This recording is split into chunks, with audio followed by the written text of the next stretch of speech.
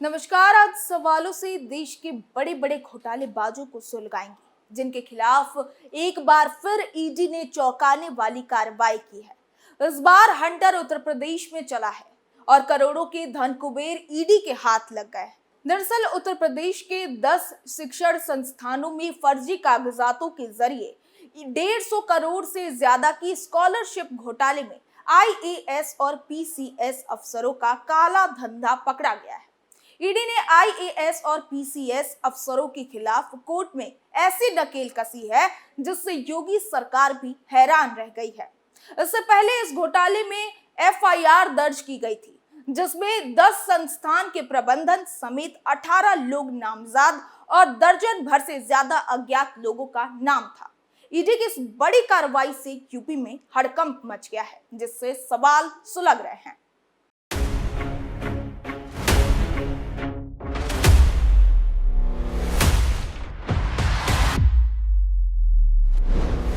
Scholarship घोटाले में कितने आईएएस पीसीएस शामिल?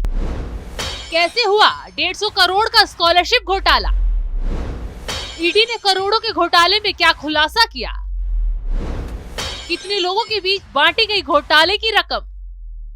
इन सवालों ने राज्य का सियासी पारा हाई कर दिया है, क्योंकि 150 करोड़ के इस स्कॉलरशिप घोटाले की जांच की आंच बड़े बड़े लोगों के घर तक पहुंच गई है। आगे धमाकेदार खुलासा करेंगे, उससे पहले ईडी ने कोर्ट में क्या क्या सबूत पेश किए हैं, जिससे जज भी हैरान रह गए हैं। दरअसल जब जांच आगे बढ़ी तो स्कॉलरशिप घोटाले में अल्पसंख्यक कल्याण, समाज कल्याण और दिव्यांग शक्तिकरण के अधिकारियों की शामिल होने के पुख्ता सबूत ईडी को मिले हैं।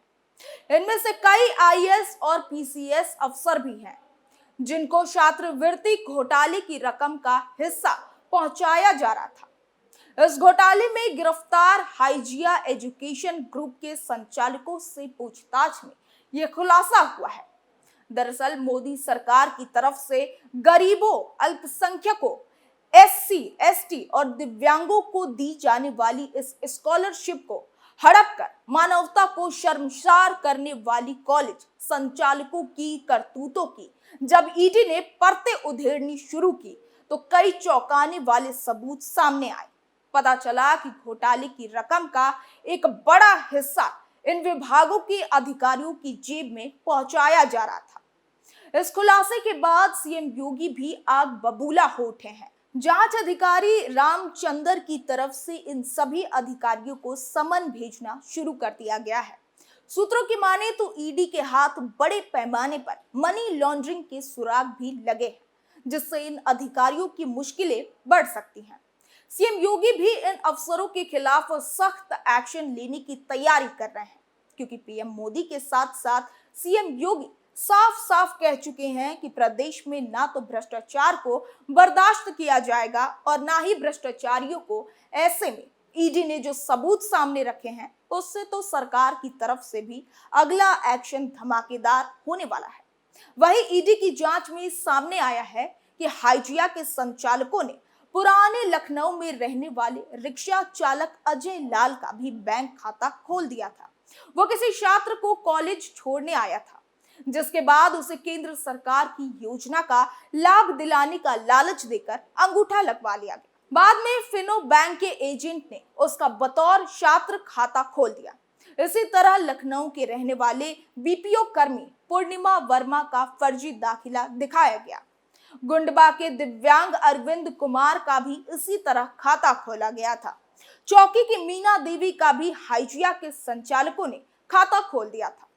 करीब 80 साल की मीना देवी 12 साल पहले मौत हो चुकी है।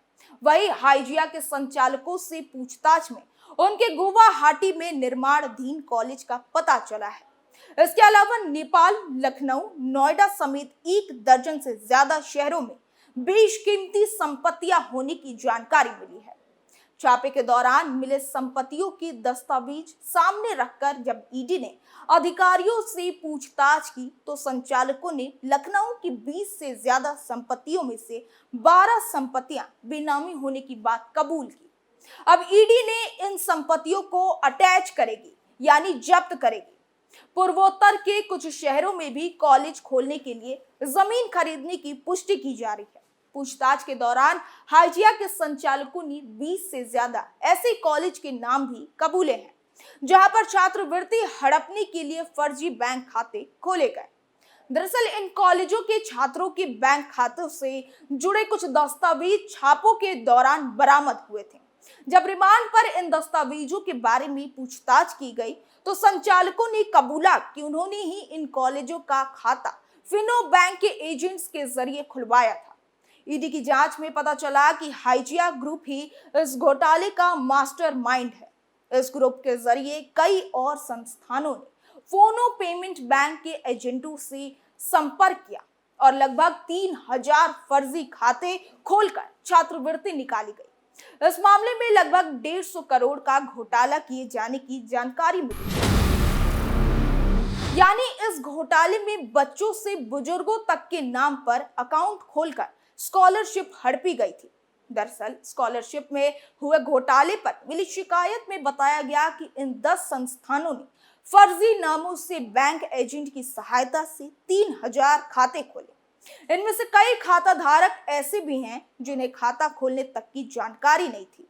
वहीं इन खातों में पहुंची स्कॉलरशिप का पैसा अलग अलग लोगों को भेजा गया। एजेंट खाता खुलवाकर इंटरनेट बैंकिंग का यूजर आईडी और पासवर्ड संस्थानों को उपलब्ध कराते थे, जिसकी मदद से इस वारदात को अंजाम दिया जाता था।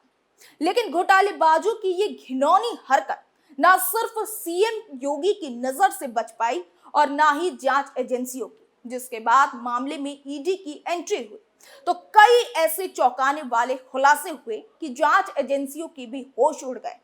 ऐसे में बिना देरी किए आपको घोटालेबाज कॉलेजों के उन नाम के बारे में भी बता देते हैं जिन्होंने आप जैसे लोगों को निशाना बनाया, लेकिन अब उनके खिलाफ एफआईआर दर्ज हो चुकी है।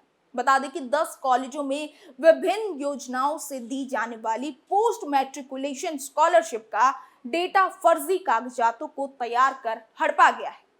वहीं जांच पड़ताल के दौरान इन सभी कॉलेजों में 4 से भी पाया गया कि शिक्षण संस्थानों ने अपने कर्मचारियों और अज्ञात फर्जी लोगों के नाम के छात्रों की स्कॉलरशिप की रकम हड़प ली गई है। जांच में यह भी पाया गया कि कुछ बैंक खाते जो खोले गए हैं उनमें न सिर्फ नाबालिग के खाते हैं बल्कि बुजुर्ग के नाम पर भी खाते खोले गए हैं, जो कि पात्रता की कैटेगरी में भी नहीं आते हैं। इनमें से कई ऐसे हैं जिनको उनके नाम से खाता खोले जाने की सूचना तक नहीं है। इन सभी खाते से रकम का भुगतान कुछ लोगों को ही भेजा गया है। उन नामों की लिस्ट भी सामने आ गई है जिनके नाम खातों के रकम में भेजी गई है। इसी खुलासे के बाद अब 18 लोगों के खिलाफ नामजद एफआईआर और एक अज्ञात के नाम से गंभीर धाराओं में मुकदमा दर्ज किया गया है। इसके साथ ही पुलिस ने आईपीसी की धारा 120B, 409, 420, 468, 467, 471 दर्ज किया गया। स्कॉलरशिप के नाम पर चल रहे इस खोरक धंधे के खुलासे से सीएम योगी भी सख्त हो गए हैं। जल्दी योगी सरकार की तरफ से भी इन घोटालेबाज कॉलेजों पर बड़ा एक्शन लिया जा सकता है। फिलहाल तो ईडी आगे की कार्रवाई को लेकर प्लान तैयार कर रही है। इन अफसरों को जल्द गिरफ्तार कर रडार पर लिया जाएगा। कैसे ये लोग सिस्टम के साथ खिलवाड़ कर सरकार को ही चूना लगाने का काम कर रहे थे, इसकी एक एक परतें खोली जाएंगी। वह इस घोटाले में गिरफ्तार 3 लोगों से एक बार फिर ईडी सख्ती से पूछताछ करेगी, सबूत दिखाकर राज उगलवाने की कोशिश करेगी, क्योंकि आशंका जताई जा रही है कि इस 150 करोड़ के घोटाले में नेता भी शामिल हो सकते हैं। बड़े लेवल पर यूपी में ये गोरख धंधा चल रहा था, इसलिए इस घोटाले में सख्ती से जांच बेहद जरूरी है।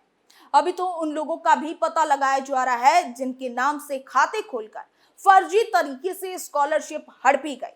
वही छात्रवृत्ति घोटाले में प्रवर्तन निदेशालय ने हजिया समूह के एक और संचालक सईद इशरत हुसैन जाफरी की तलाश तेज कर दी है। ईडी ने उसे पूछताछ के लिए बुलाया था, पर जाफरी बीमार होने की बात कहकर सामने आने से बच रहा है। ईडी को उसने बताया कि वो एक निजी अस्पताल में भर्ती है। अब जांच एजेंसी सच जानने के लिए उस अस्पताल से उसकी मेडिकल रिपोर्ट तलब करने की तैयारी में है, ताकि उसका झूठ पकड़ा जा सके। तो अब यूपी में रहकर घोटालों को अंजाम देने वाले ये बदमाश बख्शे नहीं जाएंगे। सीएम योगी ने एक्शन की तैयारी कर ली है। जल्दी योगी सरकार की तरफ से घोटालेबाजों पर नकेल कसी जाएगी और बुलडोजर से एक्शन होगा। यूपी में घोटालेबाजों की भी अब शामत आ गई है। सुलगता सवाल में आज के लिए इतना ही। नए मुद्दों के साथ फिर पेश होंगे, तब तक के लिए देखते रहिए कैपिटल टीवी। नमस्कार।